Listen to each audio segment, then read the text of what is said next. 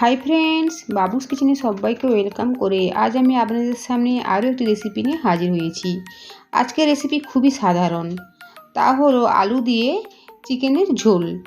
এটা আমরা প্রায় বাড়িতেই বানিয়েই থাকি, তবে আমি আমার বাড়িতে যেভাবে বানিয়েছি তা আমি আপনাদের সামনে শেয়ার করেছি। তা চলুন যাওয়া যাক রেসিপির দিকে, আর ভিডিওটি স্কিপ না করে লাস্ট পর্যন্ত দেখার জন্য অনুরোধ রইল। আলু দিয়ে চিকেনের পাতলা ঝোল বানানোর জন্য আমি এখানে একটা কড়াই গরম করে নিয়েছি। কড়াইয়ের মধ্যে দেবো সরষের তেল। কড়াইতে তেল গরম হয়ে গিয়েছে, এখন এই তেলের মধ্যে দেবো অল্প পরিমাণে লবণ আর অল্প পরিমাণে হলুদের গুঁড়ো। দেবো কেটে রাখা আলুর টুকরো।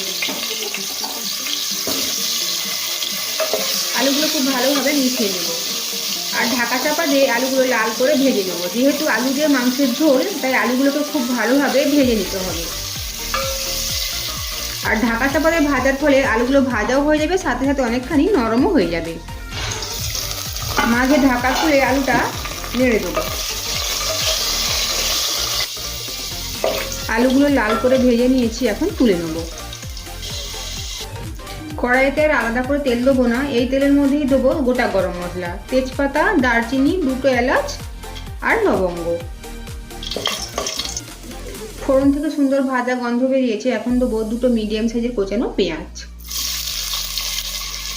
পেঁয়াজের মধ্যে দেবো অল্প পরিমাণে চিনি দেওয়ার ফলে পেঁয়াজটা খুব তাড়াতাড়ি লাল হয়ে ভাজা হয়ে যাবে। নাড়াচাড়া করে পেঁয়াজটা লাল করে ভেজে নেব।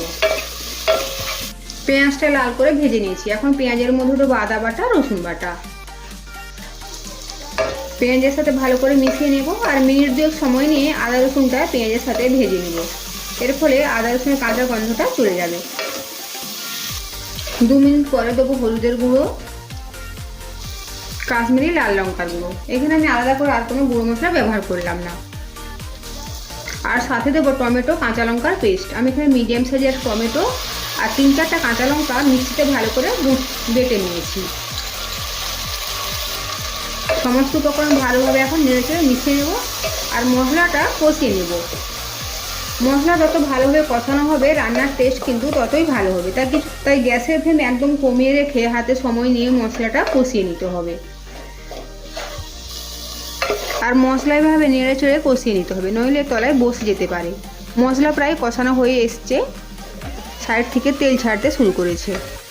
আরও কিছুক্ষণ সময় নিয়ে মশলাটা কষিয়ে নেব। থেকে তেল আলাদা হয়ে গিয়েছে, তার মানে মশলা খুব ভালোভাবে কষানো হয়েছে। এখন দেবো 500 গ্রাম চিকেনটা আমি খুব ভালোভাবে ধুয়ে নিয়ে জল ঝরিয়ে নিয়েছি। মশলার সাথে মিশিয়ে নেব আর গ্যাসের ফ্লেম হাই রেখে 5 থেকে 6 মিনিটের জন্য চিকেনটা রান্না করে নেব আর মাঝে মাঝে এভাবে নেড়ে চেড়ে নেব।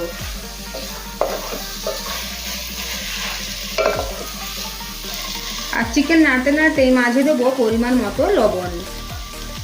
চিকেনের মধ্যে কোনো কিছু মাখানো ছিল না, লবণ বা হলুদ কোনো কিছুই নয়।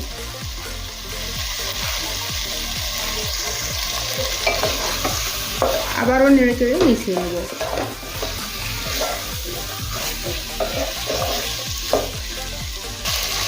গ্যাসের ফ্লেম হাই রেখে 5 মিনিটের জন্য চিকেনটা রান্না করে নিয়েছি। এখন গ্যাসের ফ্লেম কমিয়ে দেবো আর সাথে দেবো আগে থেকে ভেজে রাখা আলুর টুকরো। আলু চিকেনের সাথে মিশিয়ে নেব। ভেজে রাখা আলুর টুকরোগুলো চিকেনের সাথে খুব ভালো করে মিশিয়ে নিয়েছি। এখন ঢাকা চাপাতে চিকেনটা রান্না হতে দেবো। প্রায় 5 মিনিট পরে ঢাকাটা সরিয়ে নিয়েছি।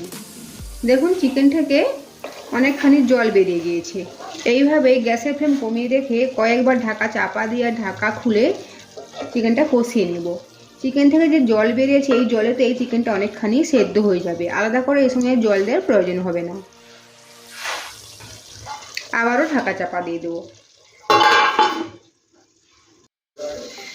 চিকেন খুব ভালোভাবে কষানো হয়ে গিয়েছে আর ঢাকা চাপা দিয়ে কষানোর ফলে প্রায় 80% ওপরে চিকেন আর আলু সেদ্ধ হয়ে গিয়েছে।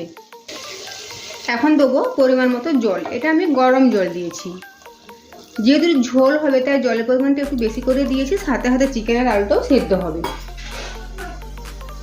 নেড়েচেড়ে ভালো করে মিশিয়ে নেব। আরও ঢাকা চাপা দিয়ে চিকেনটা রান্না করে নেবো আলু আর চিকেনটা সেদ্ধ হওয়া পর্যন্ত।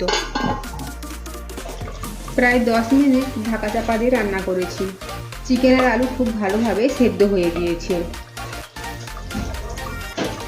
এখন ওপর থেকে দুটো কাঁচা লঙ্কা ফাটিয়ে দিয়েছি। গ্যাসের ফ্লেম অফ করে দেবো।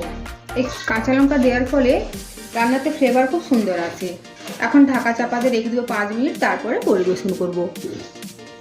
তৈরি হয়ে গিয়েছে আলু দিয়ে চিকেনের ঝোল। আজকের আমার এই সাধারণ রেসিপি যদি আপনাদের ভালো লেগে থাকে তো অবশ্যই কমেন্ট করে জানাবেন কেমন হয়েছে। সাথে সাথে লাইক, শেয়ার ও সাবস্ক্রাইব করার জন্য অনুরোধ রইল।